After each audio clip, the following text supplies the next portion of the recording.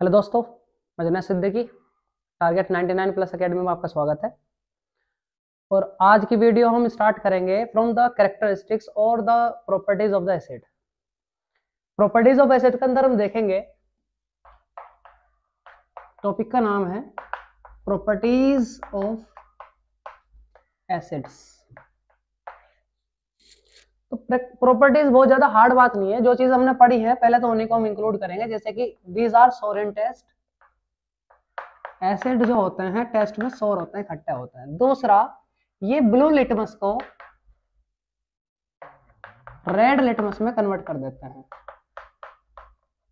तीसरा, हमने इसकी डेफिनेशन में देखा था कि जितने भी एसिड्स होंगे वो रिलीज करते हैं H plus ions in the solution of water, dissociate करते हैं H plus ions in the solution of water.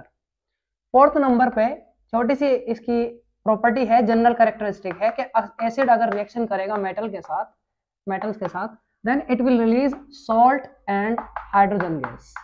इसका एक एग्जांपल लेंगे। फॉर एग्जांपल HCl है, HCl की रिएक्शन अगर हम Na से करते हैं सोडियम से, sodium is a metal, HCl is a hydrochloric acid, हम डिस्कस कर चुके हैं ऑर्गेनिक एंड मिनरल एसिड के अंदर। तो यहाँ पर क्या होगा, Na हाइड्रोजन को रिप्लेस कर देगा और यहाँ पर Na प्लस में NaCl प्लस में H2 बनेगा। बैलेंस करने का काम आपका है।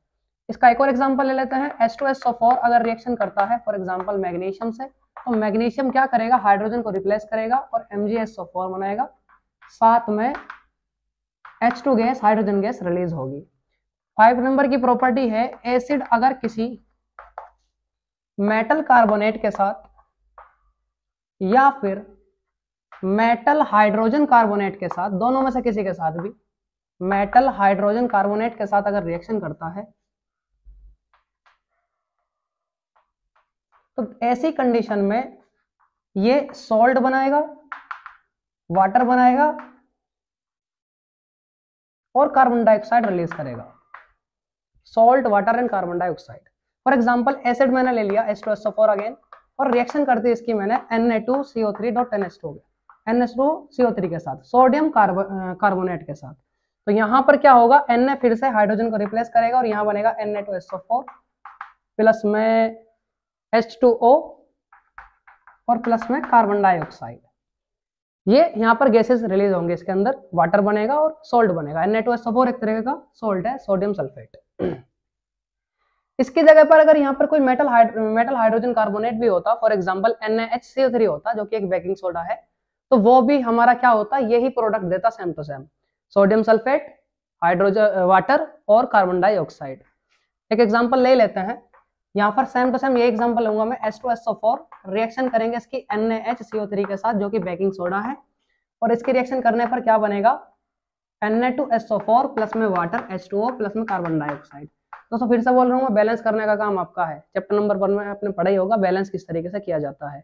ये मैं क्यों लिख रहा हूँ, क्योंकि यही वो रिएक्शन है जो फायर एक्सटिंग्विशर के अंदर इस्तेमाल की जाती है। तो दैट इज द रीजन ये बहुत इंपॉर्टेंट रिएक्शन है, क्योंकि ये फायर एक्सटिंग्विशर में इस्तेमाल की जाती है। अग्निशमक यंत्र, आग बुझाने वाले यंत्र के अंदर ये इस्तेमाल की जाती है। 5वें नंबर की प्रॉपर्टी हम डिस्कस कर चुके हैं। 6 नंबर की प्रॉपर्टी क्या है कि अगर कोई एसिड रिएक्शन करेगा बेस के साथ, then what will happen, there will be a neutralization reaction in which the salt and water will be released, salt plus water। इस रिएक्शन को कहा जाता है न्यूट्रलाइजेशन रिएक्शन, क्योंकि दोनों ही न्यूट्रल कंपाउंड्स माने जाते हैं, सॉल्ट भी और वाटर भी। तो दैट इज द रीजन यहां पर ये रिएक्शन कहलाएगी न्यूट्रलाइजेशन रिएक्शन। क्वेश्चन आता है एग्जाम के अंदर, व्हाट इज न्यूट्रलाइजेशन रिएक्शन, तो आंसर भी सेम रहना चाहिए। The reactions, those reactions in which an acid react with base to form salt and water is known as a neutralization reaction। Example लेते हैं।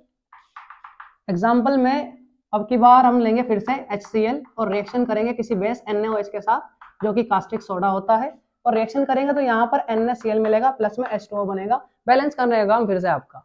एक और एग्जांपल आपके लिए, यहाँ पर लिखा H2SO4 रिएक्शन करेंगे इसकी milk of magnesia MgOH whole twice, और अगर इसको हम रिएक्शन करेंगे तो क्या बनेगा, यहाँ पर MgSO4 प्लस H2O।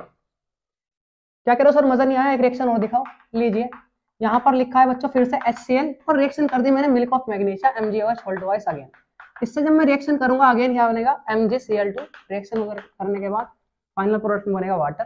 ये क्यों दिखाई है मैंने, क्योंकि यही वो रिएक्शन है जब आपका डाइजेशन हो जाता है, इनडाइजेशन हो जाता है, मतलब क्या होता है, एसिडिटी हो जाती है, तो उस समय पर हम इनो लेते हैं, दिस इज द इनो। तो इनो इस तरीके से हमारे पेट के एचसीएल से रिएक्शन करेगी और इसको एक न्यूट्रल कंपाउंड का फॉर्मेशन करेगी और इसके अंदर एक न्यूट्रलाइजेशन रिएक्शन करेगी। एक और पार्ट देख लेते हैं, 7वें नंबर की प्रॉपर्टी, अगर कोई एसिड रिएक्शन करता है मेटल ऑक्साइड के साथ, तो मेटल ऑक्साइड ऐसा बिहेव करेगा जैसे कि ये बेस हो। और आपको पता है अगर एसिड बेस से रिएक्शन करता है तो क्या बनता है, सॉल्ट एंड वाटर बनता है। तो अगेन हम यहाँ पर प्रोडक्ट निकालेंगे सॉल्ट प्लस वाटर। एक एग्जांपल लेते हैं, अगेन एसिड मैंने फिर से लिया HCl और इसकी रिएक्शन कर दी metal carbonate for example Na2O के साथ। आपको पता है बनने वाला क्या है, NaCl प्लस में H2O।